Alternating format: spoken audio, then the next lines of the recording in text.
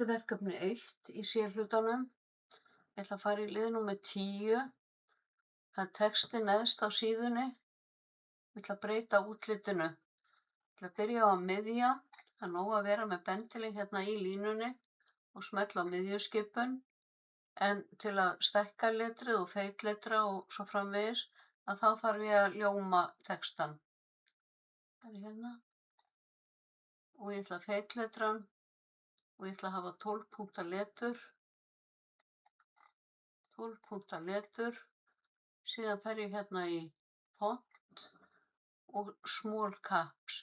Takk eftir. Hérna er letrið eins og það er núna, en small caps, það eru svona litlir hástafir.